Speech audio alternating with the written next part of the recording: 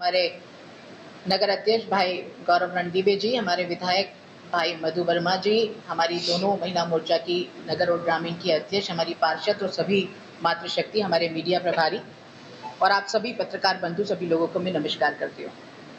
आप सभी जानते हैं कि कांग्रेस के प्रदेश अध्यक्ष जीतू पटवारी जी ने हमारी वरिष्ठ नेत्री और पूर्व मंत्री इमरती देवी पर जो बयान दिया है, एक महिला होने के नाते मुझे उसको बोलने में भी शर्म आ रही है, घृणा आ रही है। एक कहते हैं कि एक गंदी मछली पूरे तालाब को गंदा कर देती है। तो अगर प्रदेश अध्यक्ष जी की ही ये मानसिकता है, उनके ही अगर ये वर्ड है, तो पूरी पार्टी का क्या हाल होगा, ये उनके इस बात से स्पष्ट है।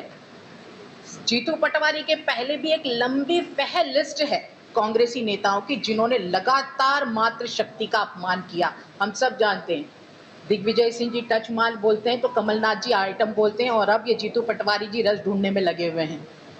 ये सिर्फ इमरती देवी जी का अपमान नहीं है, भारत की एक एक नारी का अपमान करने का काम किया है। रावण ने भी माता सीता का अपमान किया था तो उसका विनाश का कारण बना था। अब आगे मैं क्या बोलूं, आप लोग के सामने स्पष्ट है उनकी मानसिकता, उनकी गंदी सोच सिर्फ जीतू पटवारी नहीं, पूरी कांग्रेस पार्टी की हम सबके सामने आई है। विधानसभा चुनाव में भी जीतू पटवारी ने जो बोला था, आप सब जानते हैं। बहनों के बारे में भरी सभा में, बड़े लोगों के बीच में उन्होंने इतनी गंदी बात कही थी कि बहनें बिक जाती है और पैसे लेकर अपने वस्त्र में रखती है। मुझे बोलना भी, मैं क्या मतलब, इतने विवादित और इतने गंदे बयान कि मुझे बोलने में भी शर्म आ रही है। हम सब घोर निंदा करते हैं जीतू पटवारी जी की, और उनको नारी अपमान करने का कोई अधिकार नहीं है। हमारे देश को हम माता कहकर पूछते हैं, नारी शक्ति की हम वंदना करते हैं।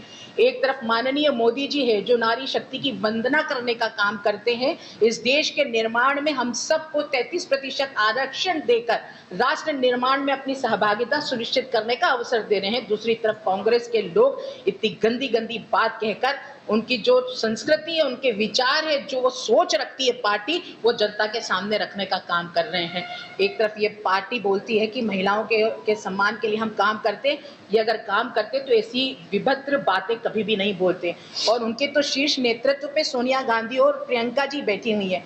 मैं उनसे पूछना चाहती हूँ आप सबके माध्यम से कि उनके प्रदेश अध्यक्ष के इतनी गंदी सोच पर वो कुछ एक्शन लेगी कि इस बार भी चुप्पी साध के मौन समर्थन देने का काम करेगी। उन्हें ये बोलना चाहिए, जैसा हमारे नगर अध्यक्ष ने कहा, हमेशा वो बोलती है कि मैं नारी हूँ और लड़ सकती हूँ, तो आज उनको नारी सम्मान के लिए लड़ना चाहिए और कठोर कार्रवाई करनी चाहिए जीतू पटवारी के खिलाफ। उनकी इस निंदनीय घटना पर हम सब भारतीय जनता पार्टी की मातृशक्ति विरोध करते हैं। और मेरे पास तो कितने सबूत थे, कितने नाम लूं, ये नहीं जो पहल लिस्ट के बारे में मैंने बताया।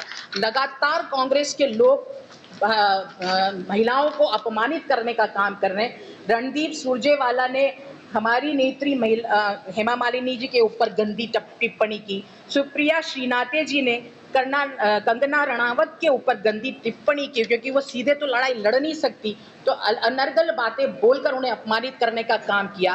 कांग्रेस के विधायक शमनूर शिवशंकर जी ने कहा कि महिलाओं का काम तो सिर्फ रसोई में खाना बनाने का है। कांग्रेस के आईटी सेल के जो सदस्य है चिराग पटनायक, उन्होंने अपनी सहकर्मी के साथ छेड़छाड़ का उन्होंने छेड़छाड़ की और उस महिला ने उनको आरोप लगाया। हम सबके सामने वो बात है। राहुल गांधी जी ने क्या विवाद दिया, आप सबको मालूम है कि मैं शक्ति से लड़ रहा हूं। एक तरफ माननीय मोदी जी शक्ति की वंदना करने का काम कर रहे हैं और कांग्रेस के नेता उनसे लड़ने की बात करते हैं। अभिषेक मनु सिंघवी ने भी गलत बयानबाजी महिलाओं के ऊपर करी। हम जानते हैं दिग्विजय सिंह जी ने भी जो टंच माल कहकर अपमानित महिलाओं को करने का काम किया। शशि थरूर ने भी मिस वर्ल्ड का मजाक उड़ाया। तत्कालीन कोयला मंत्री श्री प्रकाश जायसवाल ने भी महिलाओं को अपमान करने का काम किया। सिद्धारमैया ने भी सरेआम महिला की चुन्नी खींचकर उसे अपमानित करने का काम किया।